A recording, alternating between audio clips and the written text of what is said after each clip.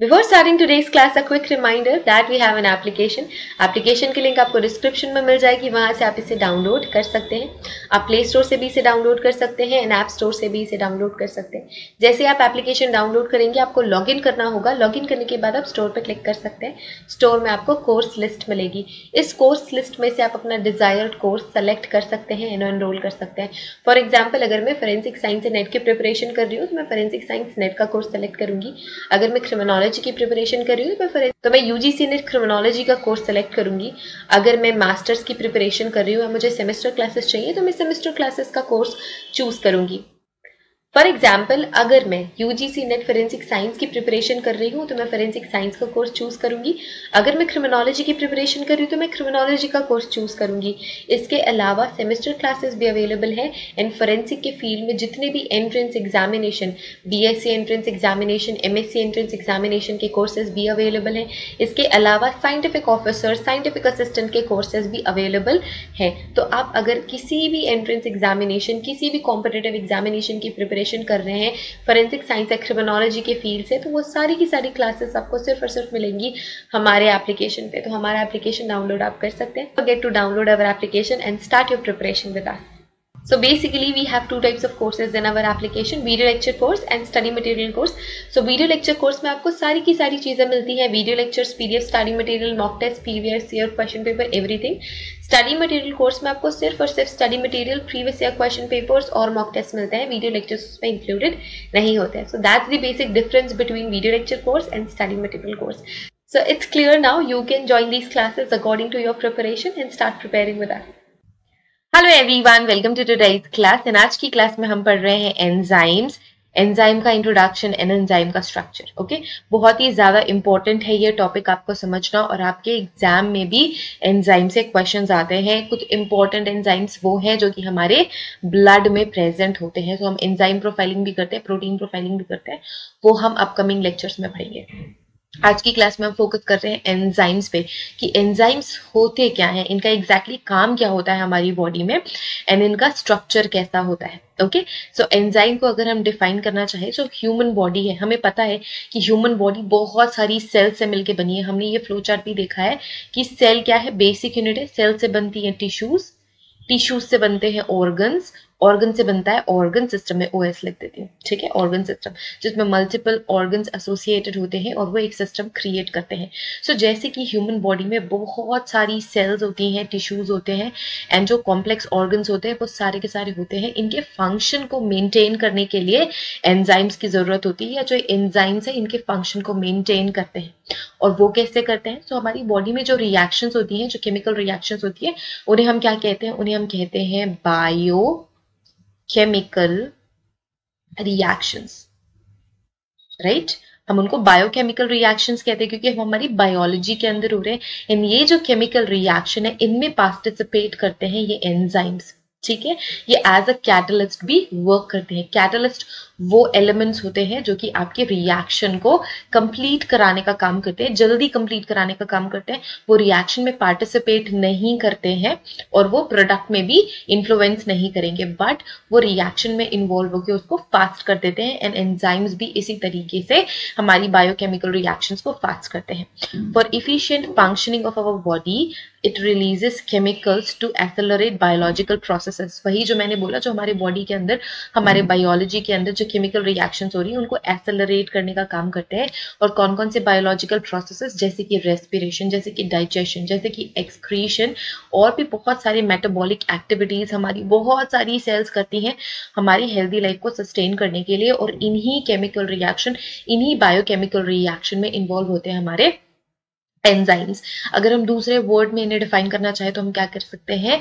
Enzymes वो polymer है जो कि कैटालाइज करते हैं बायोकेमिकल रिएक्शंस को. क्लियर? यहाँ तक क्लियर है. अब जो मेजॉरिटी है एंजाइम्स की, जो ग्रुप ऑफ एंजाइम्स है, हम क्लासिफिकेशन भी देखेंगे, हम नॉमेनक्लेचर भी देखेंगे कि एंजाइम को हम कैसे नेम करते हैं, किस तरीके से नेमिंग होती है एंजाइम्स की, एंड उनका क्लासिफिकेशन क्या है. बट जो मेजॉरिटी क्लासेस ऑफ एंजाइम्स होते हैं वो प्रोटीन होते हैं, क्या होते हैं? दे आर प्रोटीन्स, ठीक है, and they have some catalytic capabilities which is crucial to perform different processes human body में। बहुत इंपॉर्टेंट रिएक्शंस होती हैं, बहुत क्रूशियल होती हैं ह्यूमन बॉडी की लाइफ सस्टेन करने के लिए, जिनमें ये एंजाइम्स इन्वॉल्व होते हैं। मेजॉरिटी ऑफ एंजाइम्स क्या होते हैं? प्रोटीन, इनका नेचर प्रोटीन होता है। जो मेटाबॉलिक प्रोसेसेस है और जो अदर केमिकल प्रोटीन्स है, जो अदर केमिकल रिएक्शन है, जो अदर केमिकल रिएक्शन है हमारी सेल में, वो इन्हीं सेट ऑफ एंजाइम्स की मदद से पूरी होती है, और ये बहुत ही ज्यादा इंपॉर्टेंट है हमारी लाइफ के लिए। क्लियर? सो एंजाइम हमने समझ लिया कि व्हाट इज एंजाइम एग्जैक्टली। अब आप यहाँ पे देखो, कुछ डायग्राम्स आपको स्क्रीन में दिख रहे होंगे, which is really very important. जो initial metabolic processes होती है, in the initial stage of metabolic processes, it depends on the enzyme which react to a molecule and it is called as substrate. यहाँ पे देखो substrate दिख रहा है, this is the molecule जिसको हमने बोला substrate। अब ये जो substrate है, ये वो molecule है जिसके साथ enzyme react करेगा, ये हमारी enzyme है, ठीक है। एंजाइम हमारे सबस्ट्रेट्स के साथ रिएक्ट करेगा, और अब हम इसे क्या कहते हैं? लॉक एंड की मेथड भी कहते हैं। यहाँ पे देखो, यहाँ पे एग्जैक्टली ऐसे पॉइंट्स बने हुए हैं जो हमारे एंजाइम में जाके फिट होंगे। तो जैसे कि कोई पर्टिकुलर की अपने ही लॉक में फिट होती है, वैसे ही ये पर्टिकुलर सबस्ट्रेट्स अपने ही पर्टिकुलर एंजाइम पे फिट होते हैं। जब ये फिट हो जाते हैं तब इन्हें कहते हैं एंजाइम सबस्ट्रेट कॉम्प्लेक्स, और ये एंजाइम्स क्या करते हैं? प्रोडक्ट्स को बनाते हैं, प्रोडक्ट्स प्रोड्यूस करते हैं। Okay, enzyme convert the substances into distinct molecules which are known as products, ठीक है। ये प्रोडक्ट्स क्रिएट करते हैं। ये बैकवर्ड्स भी हो सकता है। बैकवर्ड्स कैसे? कोई दो सबस्ट्रेट है जो कि एंजाइम से कॉम्प्लेक्स क्रिएट करेंगे और फिर वो प्रोडक्ट बनाएंगे। सो ये जो यहाँ पे इकट्ठा एक मॉलिक्यूल है, वो भी प्रोडक्ट हो सकता है, आपके दो प्रोडक्ट हो सकते हैं। Clear? The regulation of enzyme has been the key element for clinical diagnosis because of the role of maintaining life processes. अब बहुत सारी जो डिजीज है, डिसऑर्डर्स है, उनको भी आइडेंटिफाई करने के लिए हम एंजाइम एक्टिविटी आइडेंटिफाई करते हैं, एंजाइम एक्टिविटी पर डिपेंड करते हैं, क्योंकि हमारी जितनी भी लाइफ प्रोसेसेस है उनमें एंजाइम्स बहुत इंपॉर्टेंट रोल प्ले करते हैं, इन्वॉल्व होते ही होते हैं।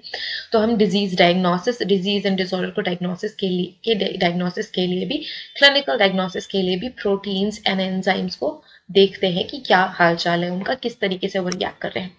The macromolecular components of all enzymes consist of proteins। जैसे कि मैंने बोला कि जो मेजर कंपोनेंट होता है, जितनी भी एंजाइम्स हैं वो प्रोटीन ही होती है, उनका नेचर प्रोटीन होता है, वो प्रोटीन के बने हुए होते हैं। बट कुछ ऐसे एंजाइम्स है जैसे कि आरएनए के एंजाइम्स, वो डिफरेंट होते हैं इन प्रोटीन कंटेंट से, उन्हें हम कहते हैं राइबोजाइम्स। क्या कहते हैं?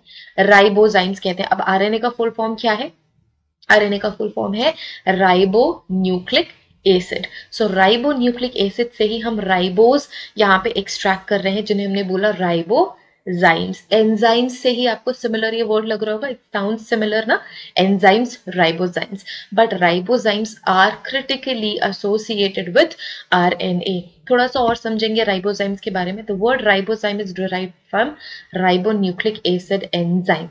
क्लियर? यहाँ पे मैं इसे अंडरलाइन कर देती हूँ, राइबो न्यूक्लिक एसिड एंजाइम, तो हम इन्हें कहते हैं राइबोजाइम्स। सो मैंने ribozyme molecules of ribo nucleic acid which कैटलाइजेस reaction of their own bands and among RNAs। तो जो RNAs की एक्टिविटीज है उनमें ही एसोसिएटेड होते हैं ये राइबोजाइम्स। जैसे कि मैंने बोला, हमारी बॉडी में बहुत सारी सेल्स है और वो सारी की सारी सेल्स क्या कर रही है? बायोकेमिकल रिएक्शन को कंप्लीट कर रही है, या फिर एसोसिएटेड है हमारे बायोकेमिकल रिएक्शन से, जिसे हम मेटाबॉलिज्म कहते हैं। Catabolic activities and anabolic activities, जिसे हम breakup reaction and makeup reaction भी कहते हैं। तो इनमें एंजाइम्स इंक्लूडेड होते हैं, बट जो आरएनए की एक्टिविटीज है, जो आरएनए के केमिकल प्रोसेसेस है, उनमें राइबोजाइम्स इन प्रोसेसेस को कंप्लीट करते हैं। Enzymes are found in all tissues and body fluids of the body, and इसी वजह से ये इंपॉर्टेंट भी है फोरेंसिक पर्सपेक्टिव से भी। Catalysis of all reactions taking place in the metabolic pathways is carried out by intercellular enzymes. So intercellular enzymes क्या होते हैं? दो सेल्स के बीच में जो एंजाइम्स होते हैं उन्हें हम कहते हैं इंट्रासेल्युलर एंजाइम्स, और जो इम्पोर्टेंट केमिकल रिएक्शंस है, मेटाबॉलिक रिएक्शंस है, वो इंट्रासेल्युलर एंजाइम्स कंप्लीट करते हैं। The enzymes in plasma membrane, अब प्लाज्मा मेम्ब्रेन में भी एंजाइम है, जैसे मैंने बोला हर जगह एंजाइम्स है हमारी बॉडी में क्योंकि ये इंपॉर्टेंट रोल प्ले कर रहे हैं. It governs the catalysis of the cell as a response to cellular signals and enzymes in the circulatory system regulate the clotting of blood. जो हमारी जो सर्कुलेटरी सिस्टम में जो एंजाइम्स होते हैं वो हमारे ब्लड क्लॉटिंग में हेल्प करते हैं. एंड इसके अलावा जो सेल्यूलर एंजाइम्स है वो सेल्यूलर एक्टिविटीज को कंप्लीट कराने का काम करते हैं. Most of the critical life processes are established on the function of enzymes. Yes, absolutely. Then we have enzyme structure की enzyme का structure क्या होता है and enzyme करते क्या है. Okay, so अगर हम enzyme structure की बात करें, so it is a linear chain of amino acids. Amino acids क्या होते हैं? Amino acids units होते हैं प्रोटीन की. प्रोटीन का जो सिंगल यूनिट होता है उसे हम अमाइनो एसिड्स कह सकते हैं, या फिर आप बोल सकते हो कि बहुत सारे अमाइनो एसिड्स जुड़ के प्रोटीन बनाते हैं. और मैंने क्या बोला, एंजाइम्स प्रोटीन होते हैं. सो ये क्या होता है, लीनियर चेन होती है अमाइनो एसिड्स का विच गिव राइज टू 3-डायमेंशनल स्ट्रक्चर. कैसा स्ट्रक्चर भाई? 3D structure. 3D स्ट्रक्चर के प्रोटीन्स आपको होते हैं जो एंजाइम्स होते हैं. The sequence of amino acid specify the structure which in turn identifies the catalytic activity of the enzyme. अब ये जो अमाइनो एसिड्स है, जो स्पेसिफिक अमाइनो एसिड्स है, वो स्पेसिफिक स्ट्रक्चर्स क्रिएट करते हैं एंड उसी के थ्रू ही हम आइडेंटिफाई कर सकते हैं कि ये कौन सी कैटालिटिक एक्टिविटी में, कौन सी मेटाबॉलिक एक्टिविटी में ये एंजाइम इन्वॉल्व होगा. जैसे कि मैंने बताया कि लॉक एंड की मेथड पे ये काम करते हैं. तो जो सबस्ट्रेट है, जो सब्सटेंस है, उसके स्पेसिफिक हमारी प्रोटीन, एंजाइम प्रोटीन होती है और वो जाके उसे लॉक कर लेती है. सो इसी वजह से specific amino acids specific structures create करते हैं. यानी स्पेसिफिक एंजाइम स्ट्रक्चर्स हैं वो स्पेसिफिक कैटालिटिक एक्टिविटी में पार्टिसिपेट करते हैं. अब हीटिंग के थ्रू हम इन्हें क्या कर सकते हैं, डीनेचर कर सकते हैं. ज्यादा हीट में एंजाइम्स क्या हो जाते हैं, डीएक्टिवेट हो जाते हैं, वो कुछ काम नहीं कर पाते. Upon heating the enzyme structure denatures. अब उनका नेचर ही चेंज हो गया, उनका स्ट्रक्चर ही चेंज हो गया. तो ये जाके कैसे अपना लॉक इन की मेथड यूज करेंगे, कैसे जाके ज्वाइन करेंगे अपने सबस्ट्रेट को. तो इस वजह से जो एंजाइमेटिक एक्टिविटीज है वो प्रॉपरली एग्जीक्यूट नहीं हो पाती है, एग्जीक्यूट ही नहीं हो पाती है, resulting in loss of enzyme activity which typically is associated with temperature. So temperature plays a really very important role in the activity of enzymes. Now, compared with substrates, enzymes are typically large with varying size, ranging from 62 amino acid residues to an average of 2500 residues found in the fatty acid synthesis. So, fatty acid synthesis में 2500 residues आपको देखने को मिलेंगे and 62 amino acids differently associate होके enzymes का creation करते हैं. Only a small section of the structure is involved in the catalysis and it is situated next to binding sites. अब बाइंडिंग साइट्स हम किन्हें कहते हैं, यहाँ पे देखो, these are the binding site. ये जो मैंने बोला, ये जो स्पेसिफिक स्ट्रक्चर्स है, this is binding site, this is binding site. तो एक बाइंडिंग साइट होता है जहां पे जो सबस्ट्रेट है वो एंजाइम से आके बाइंड करता है. So they do have binding site and the catalytic site and binding site together constitute enzyme active site. And उसी बाइंडिंग साइट को ही हम एंजाइम एक्टिव साइट बोलेंगे क्योंकि सारी एक्टिविटी वहीं से एग्जीक्यूट होने वाली है. A small number of ribozymes exist which serves an RNA-based biological catalysis. क्या catalyst? So RNA के जितने भी रिएक्शन है राइबोजाइम्स एग्जीक्यूट करेंगे. It reacts to complex with proteins और ये कॉम्प्लेक्स प्रोटीन से भी रिएक्ट करते हैं. ओके, आरएनए का मेन काम क्या होता है, आरएनए डीएनए को भी कॉपी करती है एंड इसके अलावा प्रोटीन सिंथेसिस में इन्वॉल्व है. And protein synthesis again a really very important step, और यही प्रोटीन्स एंजाइम्स में भी कन्वर्ट होते हैं, फिर एंजाइम्स में भी डिस्टिंग्विश होते हैं. Now so this is about enzyme structure. Enzyme के पास एक बाइंडिंग साइट होती है, एक एक्टिव साइट होता है जहां से वो अपने सबस्ट्रेट को बाइंड करते हैं. Enzyme structure. अब एंजाइम करते क्या है, व्हाट डू एंजाइम्स डू, ये हम नेक्स्ट क्लास में पढ़ेंगे. आज की क्लास में हमने पढ़ा एंजाइम स्ट्रक्चर, एंजाइम का इंट्रोडक्टरी पोर्शन की एंजाइम क्या होते हैं एंड इनका basic structure. I hope this lecture is helpful to you everyone. Click the like button, share it with your friends, and if you want to join any of our classes, download our application. All the details are given in the description box and WhatsApp support number भी आपको description में मिल जाएगा, so you can text us there as well. Thank you so much again. Have a great day ahead. Take care of yourselves and see you guys in the next video with another topic from enzyme. Till then, take care. Bye.